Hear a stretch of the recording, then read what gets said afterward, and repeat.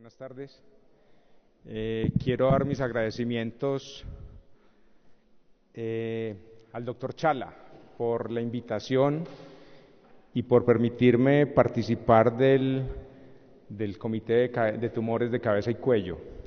Y segundo, a los integrantes del Comité de Tumores de poder estar ahí y yo creo que más que el aporte que yo he dado ha sido lo que yo he aprendido y lo que mis pacientes se han podido beneficiar de esta actividad. Yo soy cirujano maxilofacial, me entrené en el CES en Medellín y desde esa época pues tuvimos un entrenamiento en cirugía de cabeza y cuello y pues lo hemos podido poner en práctica en la ciudad de Manizales. Cuando el doctor Chala me dio los temas de lo que debía exponer hoy, cáncer de maxilar y cáncer de mandíbula, pues me encantó, pero cuando me dijo que eran 30 minutos, pues yo dije que no alcanzaba, ¿cierto? Entonces vamos a tratar de hacer un bosquejo de qué es lo que hay.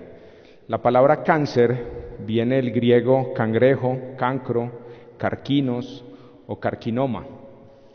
Siempre ha tenido una connotación de ser una enfermedad supremamente agresiva, y hay quienes dicen que el origen es porque cuando el cáncer invade los tejidos adyacentes, semeja a las patas de un cangrejo.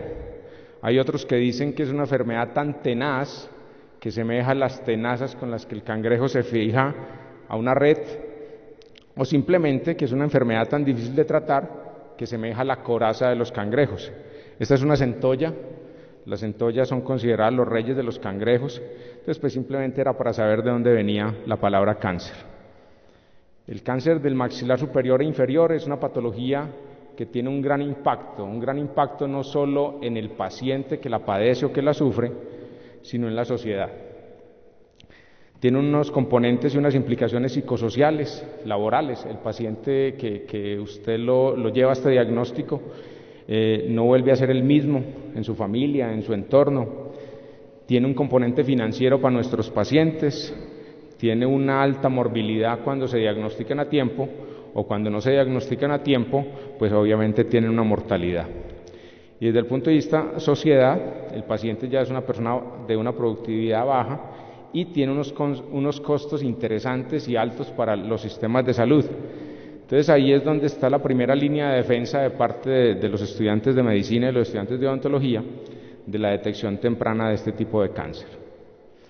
Desde el punto de vista de estadísticas, pues ya lo vieron y lo repitieron a través del día, es una enfermedad que se caracteriza o se presenta en hombres, tanto hombres de raza blanca como de raza negra, entre los 40 y los 65, 75 años de vida. Entonces no nos vamos a detener en esta parte, pero cada día también hay una detección en edades más tempranas. Una etiología multifactorial, donde se consideran unos factores intrínsecos, unos factores extrínsecos y unas lesiones precancerosas. Durante la charla van a ver unas fotos, todas estas fotos pues tienen autorización y hacen parte del consentimiento informado de los pacientes, porque es la única forma de que ustedes aprendan a determinar qué es sano y qué se sale de la normalidad y entra a ser patológico. Dentro de los factores intrínsecos pues está la parte de nutrición del paciente, alteraciones genéticas. Dentro de los factores extrínsecos está el consumo de cigarrillo y tabaco, que ya está completamente comprobado que tiene una incidencia grande.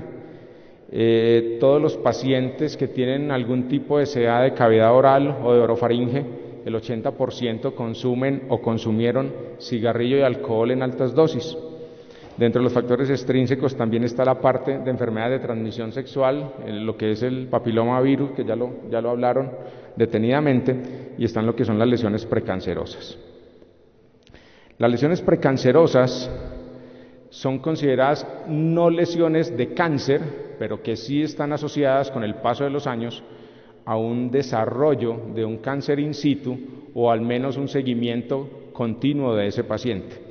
Esto se publicó en el 2004 en el Journal de Odontología basada en la evidencia, donde hablaban de que este tipo de lesiones básicamente son 4: las leucoplasias, las eritroplasias, las leucoeritroplasias y la leucoplasia verrucosa proliferativa. Cuando uno le dicen ese nombre, obviamente explicarlo mentalmente es difícil, Pero cuando lo empezamos a ver, pues se nos hace más familiar y se nos sale de lo normal de los tejidos de la cavidad oral, y cuando eso ocurre, pues obviamente el odontólogo o la persona que hace el examen físico pues debe saber que hay algo pasa y como mínimo remitirlo o reportarlo.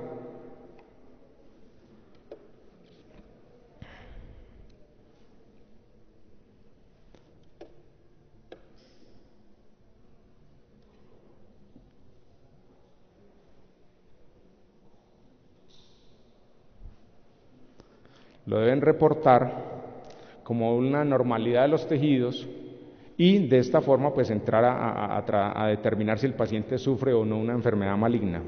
Aquí vemos una leucoplasia, que es una lesión superficial blanquecina que no desprende, que cuando hacemos un frotis de esta zona, las características van a ser de normalidad, pero cuando lo asociamos a una biopsia incisional, en el fondo generalmente hay un CA in situ, entonces este paciente se debería remitir y se debería biopsiar.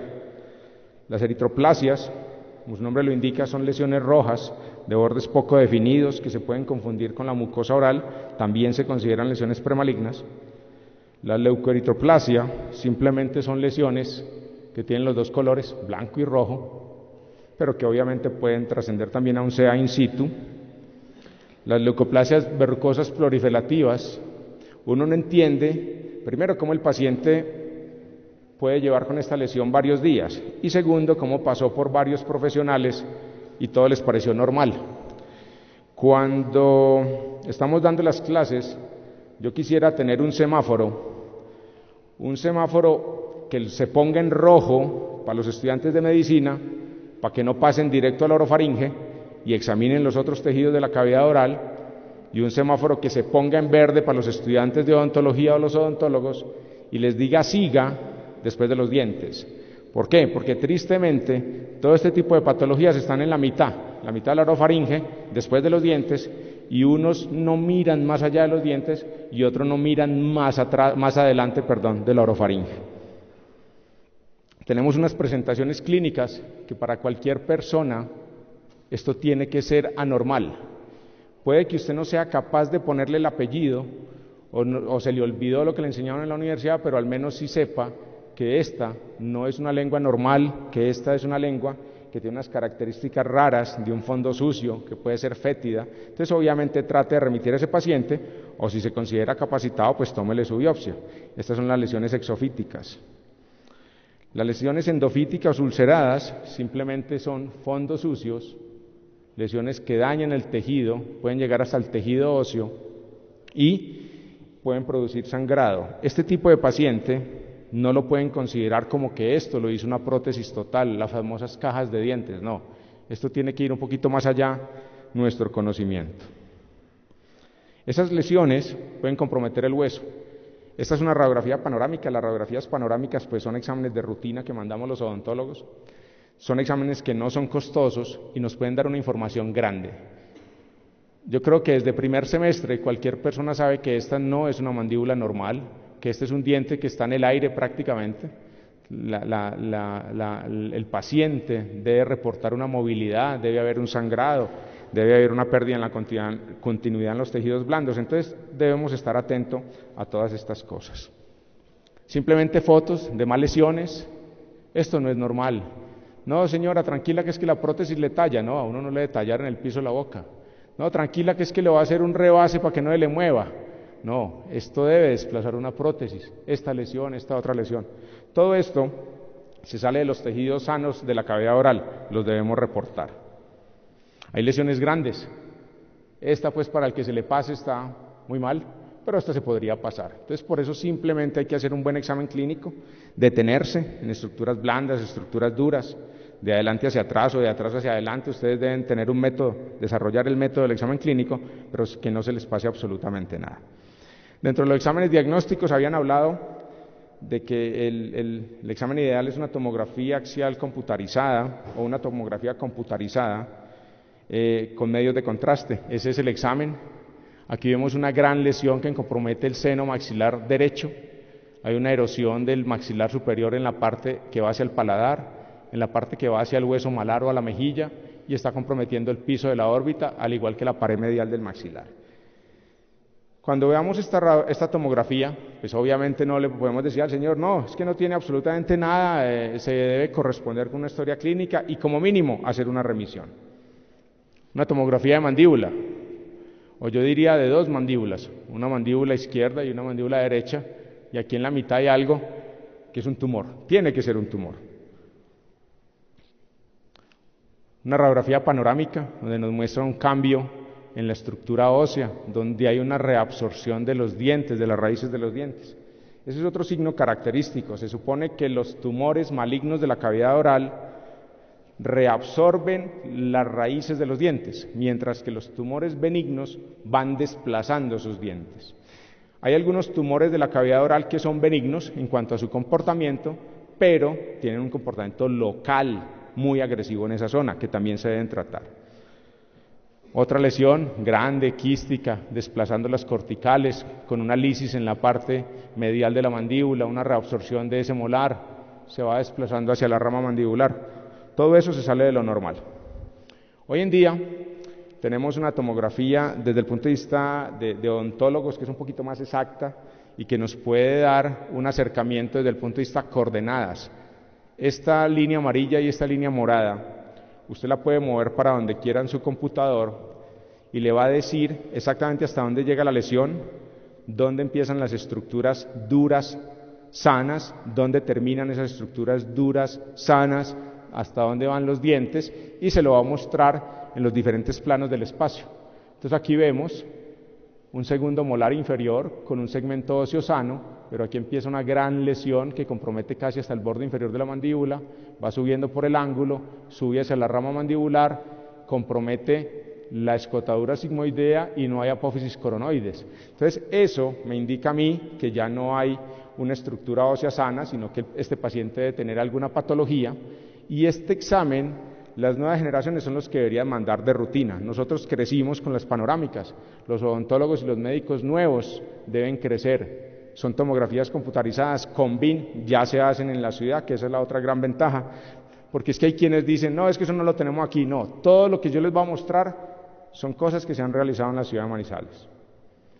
Esa misma tomografía con BIM le permite a uno reconstruir los maxilares y reconstruir la cara de los pacientes en una relación 1 a 1 y mostrarnos dónde están los defectos. Aquí no hay hueso, es un hueco que hay. La lesión lítica comprometió la tabla lingual, comprometió la tabla vestibular, comprometió el cuerpo, el ángulo y la rama mandibular. Además, me puede dar información desde otros planos. Yo esa tomografía la puedo girar y miren, esta cortical está completamente abombada. ¿Por qué? Porque ahí debe haber algo raro. Yo no necesito que me lo manden con el apellido de la lesión, pero si ven esto no le digan a la señora, no, es que la mandíbula se le engordó. No. Traten de mirar, comparar y enviar lo que no sepan. Y simplemente uno puede hacer sustracción de las otras estructuras óseas y dejar su mandíbula y miren la lesión que nos encontramos. Esto implica que este paciente va a necesitar una hemimandibulectomía.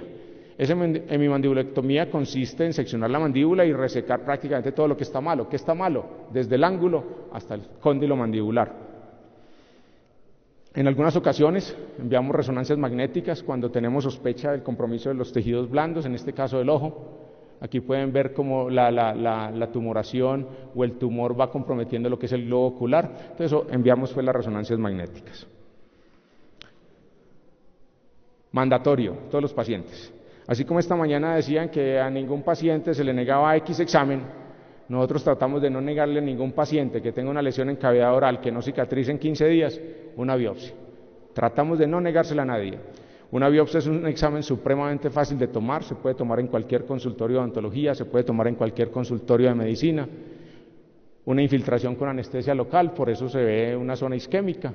Detectamos la lesión, puede ser con un punch, puede ser con unas tijeras, puede ser con bisturí, y si hay un sangrado, pues se le pone un punto de sutura, y si no, pues se cauteriza o simplemente con presión. Pero nunca dejen ir a un paciente, aquellos que tienen su práctica en hospitales y en zonas lejanas, nunca dejen ir a un paciente con una lesión, al menos sin la biopsia. Esas biopsias se envían a patología, ya esta mañana les enseñaron cómo se deben preparar el formol y cómo se deben enviar, y con el informe de patología,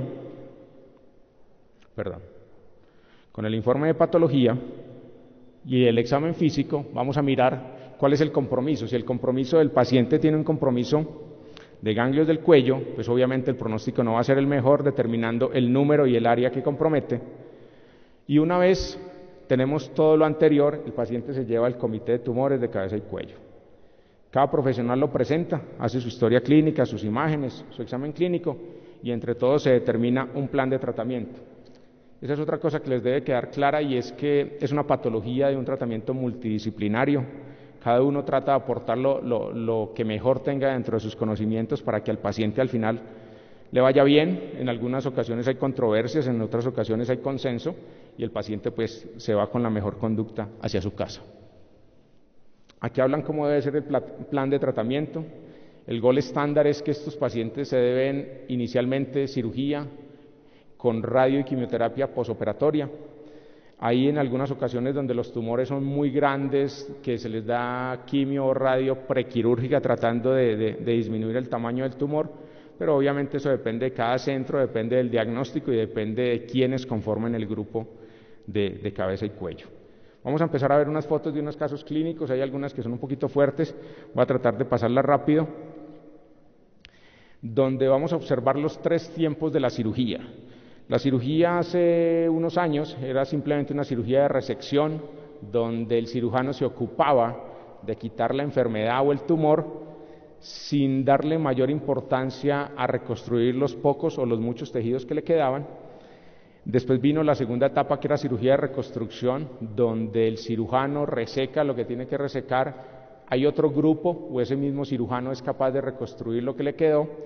Y hoy en día estamos casi que enfocados a lo que se llama cirugía de regeneración, y es tratar desde el punto de vista biológico y celular devolverle al paciente los tejidos que la lesión o el cirujano tuvieron que resecar. Esta es una tomografía donde vemos una mandíbula que no es normal, o sea, no es normal que el cuerpo mandibular tenga un abombamiento. El paciente dice: doctor, es que a mí me empezó a crecer este lado de la mandíbula, me duele una muela o no me duele una muela, y le tomamos una simple radiografía panorámica y vemos que hay una gran lesión. Esta gran lesión no reabsorbe raíces, entonces uno podría decir: no, de pronto es benigna, pero independiente si reabsorbe o no reabsorbe las raíces, hay que tomarle una biopsia. Se le tomó una biopsia, el paciente se llevó a cirugía y se le hace una cirugía de resección.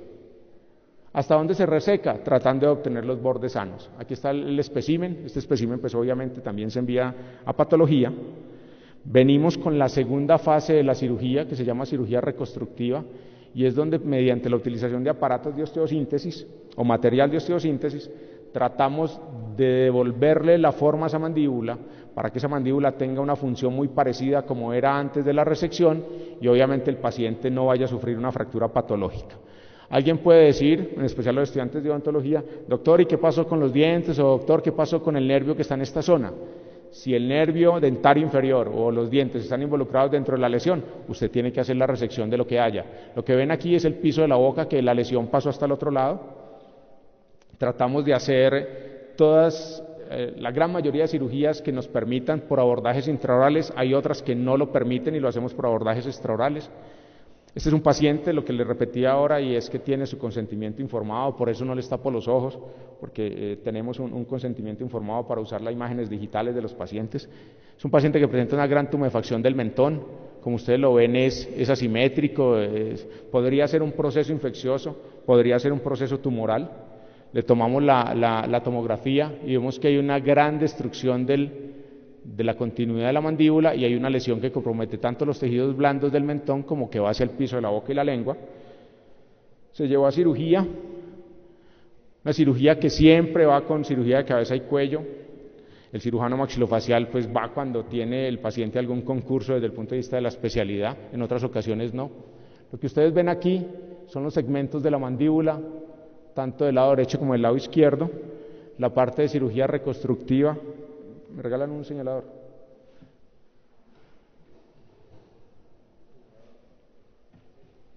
Le acabó la pila. Bueno, y aquí ven el material de osteosíntesis tratando de reconstruir lo que es la parte de simetría del mentón, la lengua, los otros tejidos blandos. Entonces, tratamos de que al paciente le vaya lo mejor posible. El prequirúrgico, el posquirúrgico inmediato, con todas las secuelas funcionales estéticas que pueda tener. Otro paciente, un tumor del seno maxilar que compromete el proceso frontal del maxilar, la pared anterior del maxilar superior, el piso de la órbita, el malar, el proceso alveolar. Entonces, ¿qué hay que hacer? Ahí hay que hacer una resección de esa zona. Esa resección, ¿cómo funciona? Ya, decía off. Entonces, aquí vemos una lesión que compromete pues, los tejidos blandos de la cara, va hasta el ojo.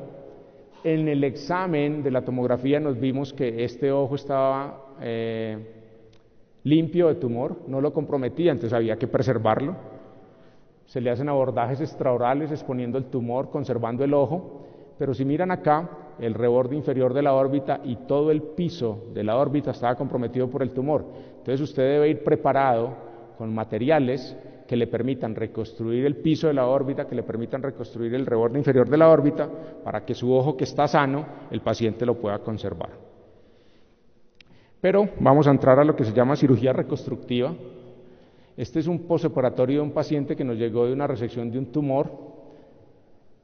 Hasta hace 10 años, 15 años, esto podría ser válido. Listo, le quitaron el tumor y el paciente está aliviado.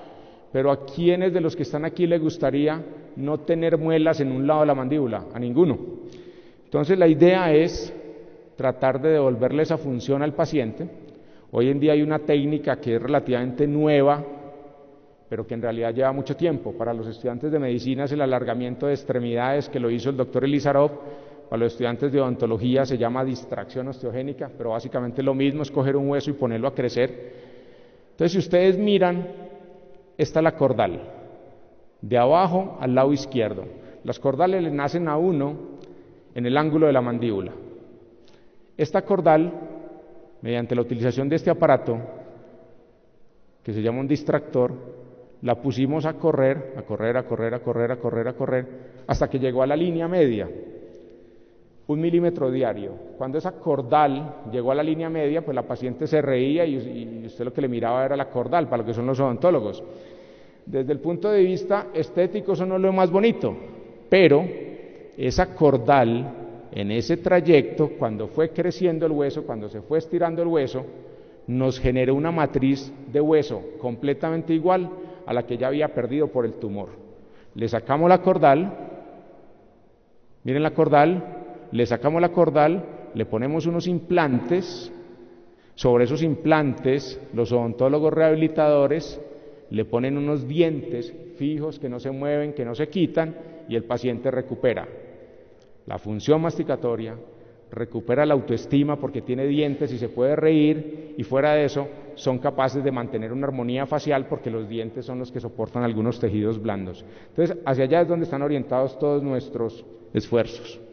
Es un paciente que tuvo un tumor benigno, una ameloblastoma, pero los ameloblastomas tienen un comportamiento local supremamente agresivo, y el tratamiento es resecarlo, hasta donde vaya el tumor.